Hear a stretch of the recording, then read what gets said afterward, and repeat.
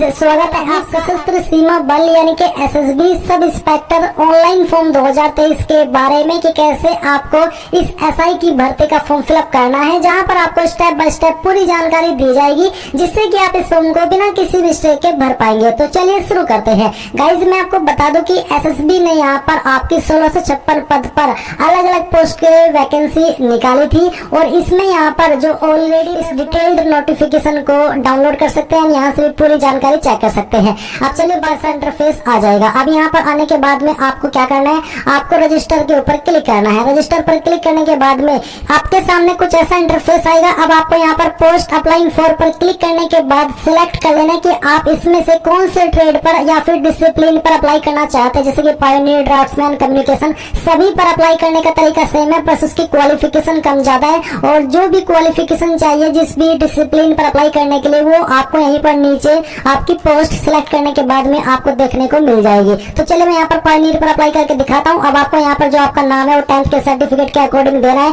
पहले आप यहाँ पर फर्स्ट नेम डालिए, मिडिल नेम है तो यहाँ पर डाल दीजिए, नहीं तो खाली छोड़ दीजिए। देन गाइस आपको आपका लास्ट नेम एंटर करना है एंड इसके बाद में जो आपका फादर नेम है वो आपको एंटर करना होगा 10th के सर्टिफिकेट के अकॉर्डिंग ही। फिर आपको आपकी मदर्स का नेम एंटर करना है एंड देन आप यहाँ पर कैलेंडर के ऊपर क्लिक करके जो भी आपकी डेट ऑफ बर्थ है वो आप सिलेक्ट करेंगे। यहाँ से आप अपना ईयर सेलेक्ट कीजिए, फिर यहाँ से मंथ और उसके बाद में डे, तो आपकी डेट ऑफ बर्थ आ जाएगी। देन गाइस आपको आपका जेंडर सिलेक्ट करना है। इसके बाद में नेशनलिटी में आप इंडियन सिलेक्ट कर लेंगे। रिलीजन आपका जो भी है, जैसे कि हिंदू, मुस्लिम, सिख, क्रिश्चियन, बुद्धिस्ट, तो वही आपको सिलेक्ट करना है। देन गाइस मेंटल स्टेटस में आपको बताना है अनमैरिड, मैरिड, डाइवोर्स्ड, विडोड, जो भी आपका स्टेटस है वो आपको सिलेक्ट कर लेना है। एंड फिर आती है कैटेगरी, तो जो भी आपकी कास्ट कैटेगरी है, जैसे कि general, UR, EWS, OBC, SC, जो भी है वही आप यहाँ पर सिलेक्ट कर लीजिएगा।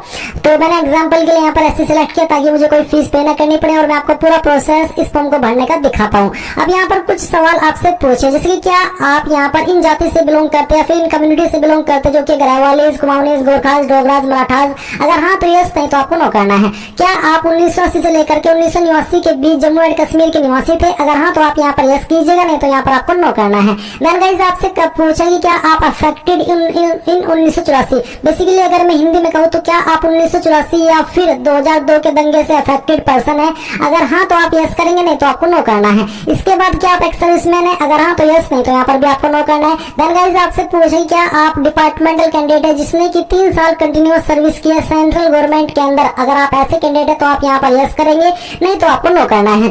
फिर आती है सिलेक्ट आइडेंटिटी कार्ड टाइप। आपको यहाँ पर कोई एक आईडी सिलेक्ट कर लेनी है, इनमें से कोई एक आईडी आपके पास सिलेक्ट होनी ही चाहिए। तो चलिए मैं यहाँ पर इसको सिलेक्ट करता हूँ। अब जो भी आईडी आपने सिलेक्ट की है उसका नंबर आपको आइडेंटिटी कार्ड नंबर के अंदर एंटर करना है।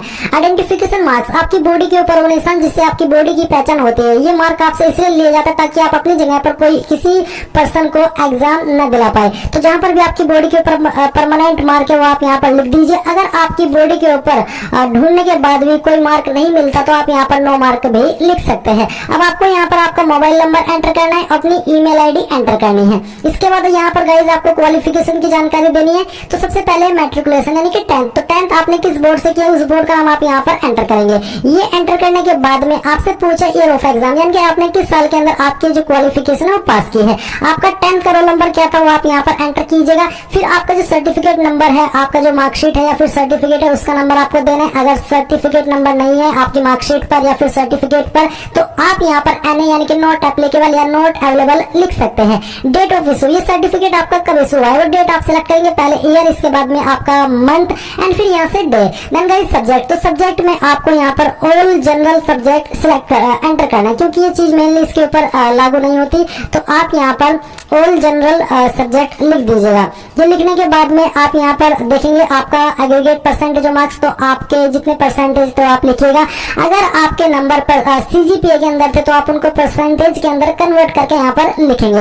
अब आती है 12वीं की जानकारी, तो सेम वे में आपको बताना है कि आपने 12वीं किस बोर्ड से किया, उस बोर्ड का नाम आप यहाँ पर एंटर करेंगे। किस साल के अंदर पास किया उस साल आप यहाँ पर लिखेंगे। आपका 12वीं का रोल नंबर क्या था वो रोल नंबर आपको यहाँ पर एंटर करना है। फिर सर्टिफिकेट नंबर एंटर करना है, कब आपको 12वीं का सर्टिफिकेट इशू हुआ था वो आप यहाँ पर सिलेक्ट कर लीजिए। पहले आप यहाँ से आपका ईयर, इसके बाद में आपका यहाँ से मंथ और फिर डे। देन गाइस यहाँ पर सब्जेक्ट बताना है कि साइंस या उसके बराबर या फिर एनी अदर। साइंस यानी कि जिन्होंने साइंस साइड से किया वो साइंस सिलेक्ट कर लीजिए।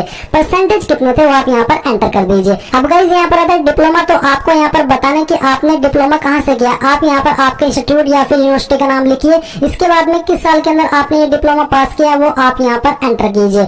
इसके बाद यहाँ पर आता है रोल नंबर, तो जो आपका फाइनल ईयर का रोल नंबर है वो आप यहाँ पर एंटर कर दीजिए। देन आपका जो सर्टिफिकेट नंबर है वो आपको यहाँ पर एंटर करना है। कब आपका ये सर्टिफिकेट इशू हुआ है वो डेट आप यहाँ पर इस तरह से सिलेक्ट कर लीजिए, जैसे कि मैं आपको सिलेक्ट करके दिखा रहा हूँ। एंड इसके बाद में आपको सब्जेक्ट में बताने कि आपने सिविल इंजीनियरिंग, जनरल नर्सिंग या एनी अदर, तो जो भी डिसिप्लिन सब्जेक्ट में क्या वो आप सिलेक्ट कीजिए और फिर आपकी जो परसेंटेज है वो भी आप एंटर कर दीजिए। अब अगर आपने डिग्री की है, डिप्लोमा नहीं किया है, तो आप यहाँ पर ग्रेजुएशन में आपकी यूनिवर्सिटी का नाम बताएंगे जहां से आपने, या फिर डिग्री कॉलेज का नाम बताएंगे जहां से आपने किया है, और फिर आपको ईयर ऑफ एग्जाम बताना है कि किस साल के अंदर आपने पास किया है, रोल नंबर देना है, सर्टिफिकेट नंबर देना है, डेट ऑफ इशू देना है, और सब्जेक्ट में आपको बताना है कि आपने इनमें से किस डिसिप्लिन में आपका जो डिग्री है वो किया है। आपको जैसे कि मैंने वीडियो के शुरुआत में कहा था कि इसमें कैंडिडेट डिग्री या फिर डिप्लोमा के माध्यम से जो कि सिविल के अंदर है अप्लाई कर पाएंगे। तो गाइज ये जानकारी आप यहाँ पर देंगे और इसके बाद में आपको नेक्स्ट के ऊपर क्लिक करना है। अब गाइज यहाँ पर आती है एड्रेस डिटेल, तो आपको यहाँ पर एक तरफ परमानेंट और दूसरी तरफ कोरेस्पोंडेंस यानी कि प्रेजेंट एड्रेस देखने को मिल रहा है। तो विलेज टाउन आपका जो भी है वो आप यहाँ पर लिखेंगे। आपका जो पोस्ट ऑफिस है नजदीकी वो आप यहाँ पर लिखेंगे। तहसील आपकी कौन सी लगती है वो आप यहाँ पर लिख देंगे। पुलिस स्टेशन आपका नजदीकी कौन सा है वो आप यहाँ पर लिखेंगे। स्टेट यहाँ से आपको आपकी सिलेक्ट कर लेनी है जो भी आपकी स्टेट है, और इसके बाद में उस स्टेट के अंदर आपकी कौन सी डिस्ट्रिक्ट है वो आपको सिलेक्ट करनी है, और आपका जो पिन कोड है वो भी आप यहाँ पर डाल देंगे। अब आता है कि क्या आपका परमानेंट और कोरेस्पोंडेंस यानी कि प्रेजेंट एड्रेस सेम है। अगर हाँ तो आप यहाँ पर इस वाले सेक्शन में यस कर दीजिए। अगर अलग अलग है दोनों तो आप नो करके अलग से अपना इस तरह प्रेजेंट एड्रेस भर दीजिएगा। डिक्लेरेशन ऑफ क्रिमिनल केसेस, तो बेसिकली आप इन सभी में यहाँ पर नो कर दीजिए। उसी के बारे में कि आपके ऊपर कभी कोई केस दर्ज हुआ था, या किसी केस में दोषी पाए गए हो, या किसी केस में बरी किए गए हो, या कोई आपके ऊपर एफआईआर दर्ज हुई है, या फिर आप किसी यूपीएससी, एसएससी या फिर एसपीएससी बोर्ड के द्वारा ब्लैक लिस्ट या डिब्रेड किए गए हो, ये वो सभी सवाल है, तो आप इनमें नो कीजिए। अब आपको पासवर्ड के अंदर एक 6 अंकों का पासवर्ड बनाना है जो कि डिजिट में रहना चाहिए और एग्जैक्ट 6 नंबर होने चाहिए। अगर उससे ज्यादा हो गए तो आपका पासवर्ड नहीं बन पाएगा। तो आप पासवर्ड बनाइए, उसको दोबारा डाल करके वेरीफाई कीजिए। यहाँ पर इन दोनों के ऊपर टिक कीजिए और प्रोसीड के ऊपर क्लिक कर दीजिए। अब गाइज यहाँ पर आपके सामने आपके फॉर्म का प्रीव्यू आ चुका है। आपने जितनी भी जानकारी अभी भरी है वो सभी आप यहाँ पर चेक कीजिए ऊपर से नीचे की तरफ आते हुए। और अब आप यहाँ पर आकर के अगर कोई जानकारी लगता है कि गलत हो गई है तो एडिट डिटेल्स के ऊपर क्लिक करके एडिट कर सकते हैं, नहीं तो आपको यहाँ पर टिक करना है, इस कैप्चा कोड या फिर कह लीजिए सिक्योरिटी कोड डालना है और सबमिट एप्लीकेशन के ऊपर क्लिक करके यहाँ से ओके कर देना है। एक बार फिर से आप ओके करेंगे। ओके करने के बाद में आपको फोटो साइन अपलोड करना है। तो फोटो आपका 6 महीने से पुराना नहीं होना चाहिए। फॉर्मेट जेपीजी या फिर पीएनजी, साइज 500 KB से कम। तो आप चूज फाइल के ऊपर क्लिक कीजिए एंड यहाँ पर दिए गए इंस्ट्रक्शंस के अकॉर्डिंग फाइल सिलेक्ट कीजिए, ओपन कीजिए।